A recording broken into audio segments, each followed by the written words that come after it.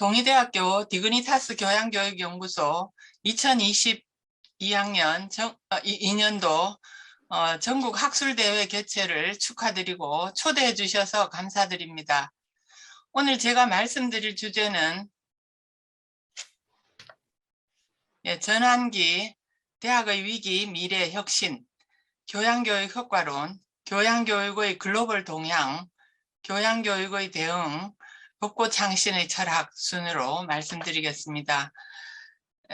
현생 인류는 3차 산업에서 4차 산업으로, 휴먼에서 포스트 휴먼으로, 홀로세에서 인류세로, 코로나19 이전에서 이후세계로 문명 전환을 맞이하고 있습니다. 기후변화와 환경오염으로 인한 재난 이야기, AI 로봇이 주인공으로 등장하는 이야기가 영화 속 먼 미래의 이야기가 아닌 현실이 되고 있습니다. 게다가 누구도 예상치 못했던 코로나19는 우리의 일상을 송두리째 바꾸고 있습니다. 전환기는 우리에게 인간과 자연, 인간과 기계, 인간과 인간의 관계를 이전과는 다른 방식으로 사유할 것을 요구하고 있습니다.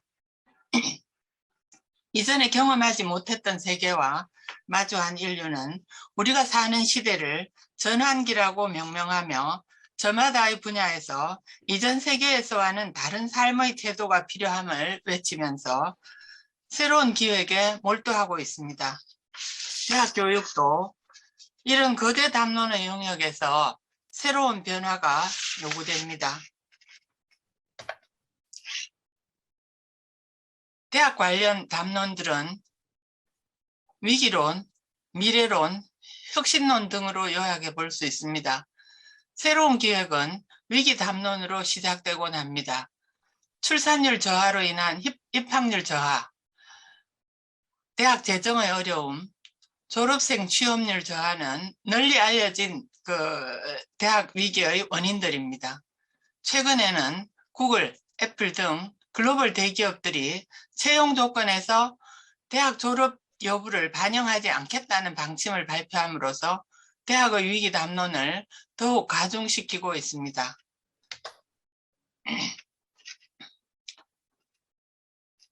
대학 미래 담론의 주요 논점은 대학의 역할 및 학사구조의 전환에 있습니다. 연구중심대학, 교양학부중심대학, 기술인력 양성대학 등 세 가지 유형으로 대학의 설립과 운영 목적을 구분해서 대학 역할을 미리 정하고 특성화해서 운영하자는 논의도 있습니다. 또 2030 고등교육의 네 가지 모델을 보여주는 최근의 연구를 보면 학습기간, 학습시기, 교육과 직업 간의 긴밀성, 학습자의 필요성 등에 따라 고등교육의 학사구조가 다양한 유형으로 운영될 수 있다는 점을 시사하고 있습니다. 대학은 이제 시스템, 학습 방법, 교수 방법에 대한 혁신을 고민하고 실행해야 하는 주체가 되지 않을 수 없습니다.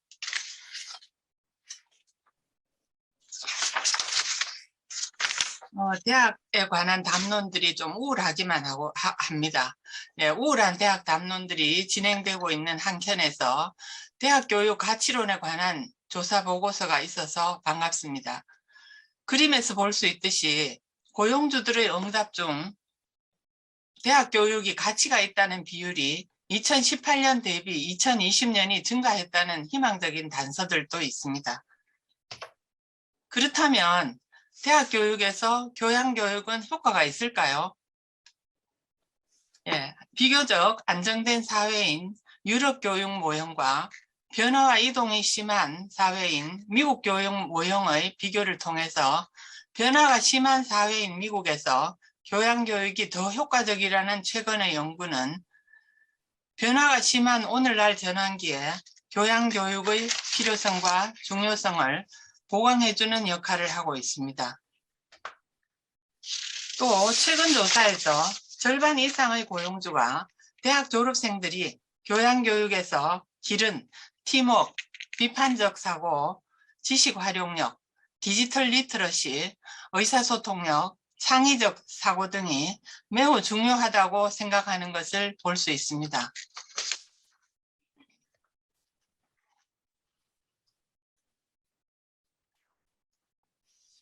극심한 사회의 변화는 교육과정의 변화를 요구합니다.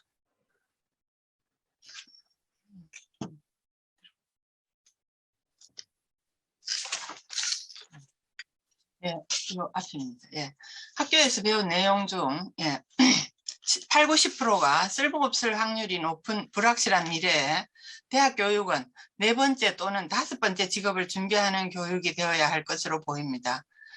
예, 하버드대 제28대 파우스트 총장이 2014년 달라스 연설에서 네 번째, 다섯 번째라고 했는데 파리드 자카리아가 하버드 학생들은 더 이상 인문학을 공부하지 않는다 해서 여섯 번째라고 함으로써 여섯 번째 직업이라는 말이 유행하게 되었습니다.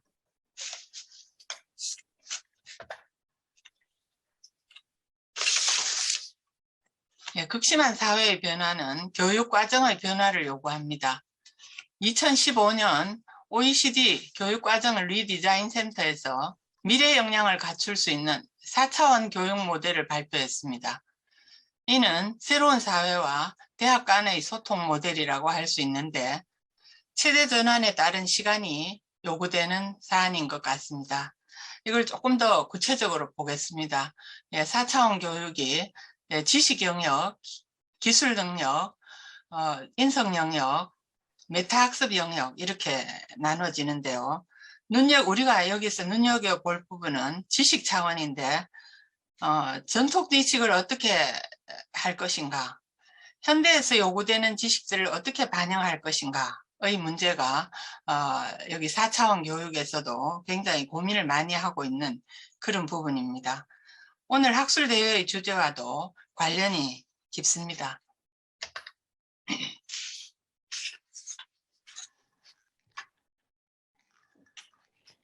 네, 하버드대 포스트 휴먼 인류세 코로나19와 관련된 새로운 지식들이 어떻게 교육 과정에 반영되고 있는지 글로벌 교양-교육 과정을 들여다볼 필요가 있을 것 같습니다. 교양-교육을 착실하게 하는 미국의 하버드, 예일, 콜롬비아, MIT를 대상으로 2021년 가을에서 2022년 봄학기 교육 과정을 조사해봤고 중국, 일본도 함께 말씀드리겠습니다. 미국 대부분의 대학들이 그렇듯이 하버드의 교육 과정은 전공, 교양, 선택으로 나뉘어져 있습니다. 그림에서 보시듯이요. 미국 대학 모델을 가져온 우리나라 대학들도 교육 과정이 전공, 교양, 일반 선택으로 나뉘지만 미국 대학들과는 차이를 보입니다. 이에 대한 이야기를 하면 길어지기 때문에 논의의 장을 달리 하겠습니다. 네, 하버드대 교양 교육을 좀 더 자세히 살펴보면 표에서 볼 수 있듯이 모든 교과목은 과목당 4학점입니다. 학생들은 32개 코스 중 12개 코스를 필수로 이수해야 합니다. 37.5% 정도를 필수 이수하는 것입니다.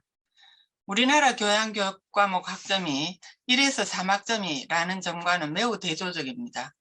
과목당 학점이 낮으니까 수강 과목의 수가 많아지고 수강 과목의 수가 많기 때문에 딥러닝을 기대할 수 없는 부분들도 있기 때문에 우리나라도 과목당 학점에 대한 재고가 필요하다고 생각합니다.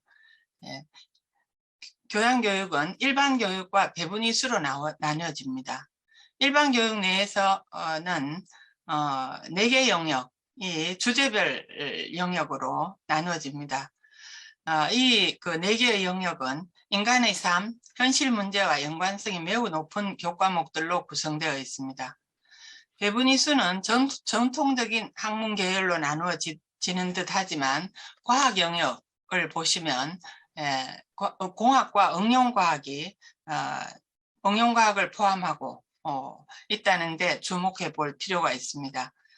이는 일반 교육의 영역뿐만 아니라 배분 이수 영역에서도 현대가 필요로 하는 지식들을 반영하고 있다는 의미로 해석할 수 있습니다. 그리고 또 학업 전반에 필요한 기초 능력을 기르는 외국어, 글쓰기는 우리나라도 하고 있는 교육이지만 데이터와 함께하는 양적 추론 교육은 다소 생소해 보입니다.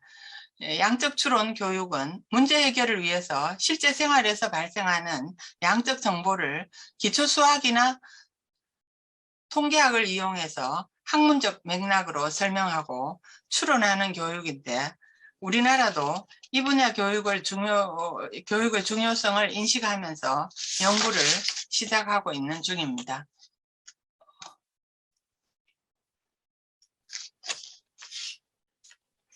하버드 교양교과목 개설의 기본 요건인데요. 기본 요건은 변화하는 사회와의 맥락관계를 생각하면서 교과목을 개발해야 한다는 내용이 포함되어 있어서 참조할 만합니다. 여기서 교양교과목은 교양교과목은 주제별로 구분된 일반 교육 영역의 교과목 개설 기준으로 보시면 되겠습니다. 예일대도 과목당 4학점이며 외국어를 제외하고 5개 영역에서 2개 교과목씩 11개 교과목을 필수로 이수해야 합니다. 학문 영역별 배분 이수를 요구하고 외국어, 양적 추론 교육도 요구하고 있습니다. 글쓰기 교육은 2개 교과목을 이수해야 하기 때문에 하버드대보다 오히려 더 강화하는 경향을 보이고 있습니다. 코어 커리큘럼으로 전통 깊은 컬럼비아대도 과목당 4학점이며 10개 교과목을 필수로 이수해야 합니다. 인문학을 문학, 미술, 음악으로 나눈 점이 특이하고 글쓰기를 대학 글쓰기와 과학 글쓰기로 나눈 점이 특이합니다. 앞의 두 대학에서 보이는 QR 교육 과정은 보이지 않고 체육 교육이 들어가 있다는 점이 앞의 대학들과는 또 다른 점입니다.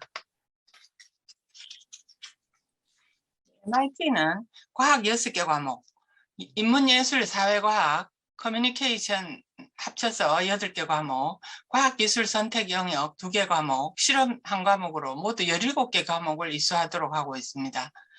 과학 과목들이 좀 많긴 합니다만 인문사회, 글쓰기, 말하기 교육도 중요하게 생각하고 있는 교육과정이라고 할 수 있습니다. 다음은 중국의 경우입니다. 베이징대의 경우 전문 인재 양성을 목표로 교육하던 중국입니다. 중국은 1978년 개혁 개방 이후에 사회 변화에 적합한 인재 양성에 주력하고 있는 중입니다. 2000년대에는 창의적이고 전인적인 인재 양성으로 교육 목표를 전환하고 미국 교양교육 시스템을 도입해서 통식 교육을 시행하고 있습니다. 베이징대의 경우를 보면 정보를 많이 들어가서 볼 수는 없었습니다. 핵심 교양, 선택 교양, 외국어, 체육 교육 등을 통해서 지덕체의 조화를 이루는 전인 교육을 지향하고 있습니다. 청와대의 경우는 문사철, 예술, 사회과학, 과학 등 전통적인 서구 학문의 영역별 교육이 이루어지고 있음을 볼 수 있습니다. 도쿄대의 경우는 1, 2학년까지 교양교육을 합니다. 기초과정, 중급과정, 통합과정으로 나누어서 폭넓은 학문에 대한 교육을 하고 있습니다. 위의 자료들을 종합해서 볼 때 세 개의 대학들이 교육과정의 틀은 그대로 유지하고 있습니다. 인문, 사회과학, 과학에 대한 폭넓은 교육을 지향하면서 교육과정의 틀은 그대로 유지하고 있는 것을 볼 수 있습니다. 뒤에서 보시겠지만 현대에서 필요한 지식에 대한 교육은 교과목 운영에서 반영하고 있습니다. 자, 그렇다면 이제 우리는 어떻게 교양교육을 어떻게 해야 할 것인가를 생각해 볼 차례입니다. 거대한 속도로 변화하는 사회 속에서 교양교육은 복고창신의 철학이 필요할 것으로 생각됩니다. 복고창신은 옛것의 소중함과 새것의 필요성을 함께 생각하는 정신입니다. 그래서 첫 번째, 우리 교양교육은 첫 번째, 기초교육을 지속적으로 강화하는 것입니다. 대학생활 및 직업의 세계, 삶에서 필요한 외국어, 글쓰기 등 기초교육은 지속적으로 강화되어야 하고 여기에다가 QR과 디지털 리터러시 교육이 추가되어야 할 것으로 보입니다. QR 교육은 단순한 수학, 통계학 교육을 넘어서 일상생활과 연관시켜서 응용하는 교육입니다. 디지털 리터러시 교육은 단순한 소프트웨어 교육이 아닌 기술과 인간 소통 간의 맥락을 중시하는 교육이 되어야 할 것 같습니다. 그 다음 두 번째는 학문 분야별 균형 교육이 이루어져야 할 것입니다. 우리가 지금까지 보면 보통 교양교육에서는 인문교육이 특별히 좀 치중해서 교육이 되어 왔는데 자연과학, 기술 부분의 영역의 교육들도 좀 더 보강이 돼야 된다는 생각을 합니다. 예. 크리스토퍼 아이스그루브 프린스턴대 총장의 고백은 학문 분야별 균형 있는 교육의 중요성을 말해주고 있습니다. 예. 총장은 학부 시절 물리학을 전공했지만 자신의 지적 삶을 형성한 과목은 헌법, 정치 이론, 비교문학이었다고 고백하고 있습니다. 예.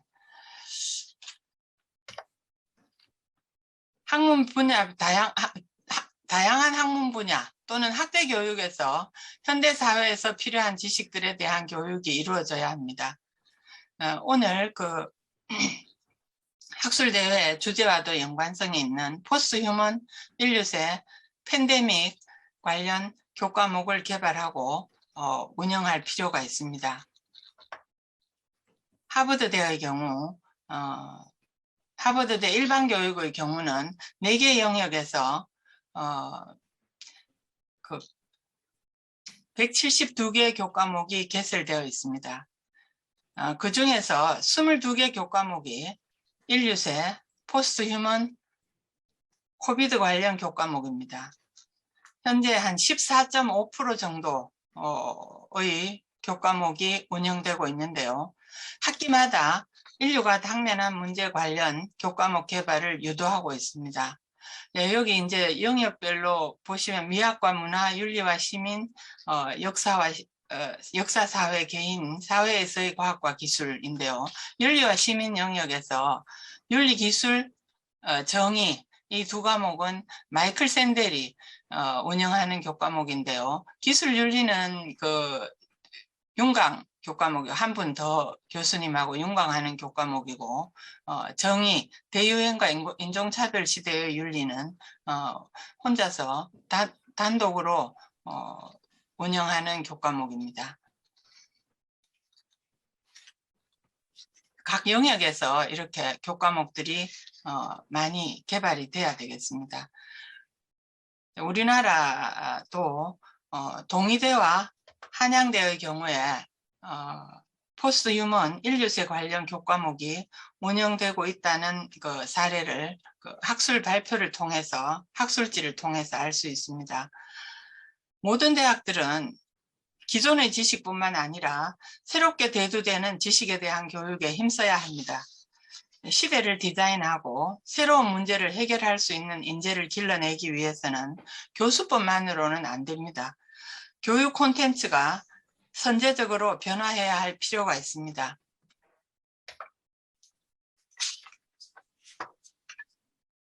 세 번째는 교수 학습법도 변화해야 된다고. 이 부분은 너무나 최근 들어가지고 한 10년 정도 각 대학에서 많은 노력을 하고 있습니다. 근데 이제 교수 학습법보다는 더 중요한 게 저는 이제 콘텐츠라고 생각을 합니다. 예, 교수 학습법도 변해야 되고, 그 다음에 이제 액티브 러닝이 중요한데요. 이게 이제 어떻게 할 수 있느냐 하면 교과목 연계 비교과 프로그램하고 연동시켜서 운영을 하면 좀 더 효과적으로 운영할 수 있는 그런 부분들입니다. 그 다음에 이제 평가 방법도 바뀌어야 되는데요. 학습 성과 평가 방법으로 바뀌어야 됩니다. 자, 이러려면은 우리가 이제 지금 교양교육 과정들을 대학들마다 보면 거의가 핵심 역량 기반 그 교육 과정을 운영하고 있는데요. 이 핵심 역량 기반이라고 하는 자체가 뭐냐 하면은 교육의 어떤 성과를 양적으로 보여주는 그런 부분들입니다. 예, 그래서 이 학습 성과 평가는 양으로 보여주기도 하고 또 정성적인 부분이기도 하고 이게 같이 혼합된 믹스된 그런 방법입니다. AACNU에 들어가시면 좀 더 자세한 방법을 지금 시간 관계상 다 말씀드릴 수가 없습니다. 예.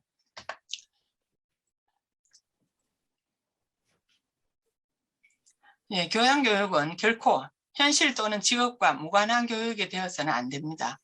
예, 긴급한 문제들과 지속적인 질문들에 대해 고민하면서 현실 세계와 밀접한 교육이며 다양한 학문들의 넓은 맥락 안에서 관심 분야에 집중할 수 있게 하고 사회생활을 위한 잠재력을 기르는 중요한 교육입니다. 지극히 현실 밀착형 교육이라고 할 수 있고 또 그렇게 돼야 됩니다. 예. 대학에서 전공교육과 교양교육의 균형은 대학 교육의 질 향상을 담보한다는 점을 기억한다는 것이 매우 중요합니다. 예. 디그니타스 교양교육연구소의 건승을 기원하면서 감사합니다.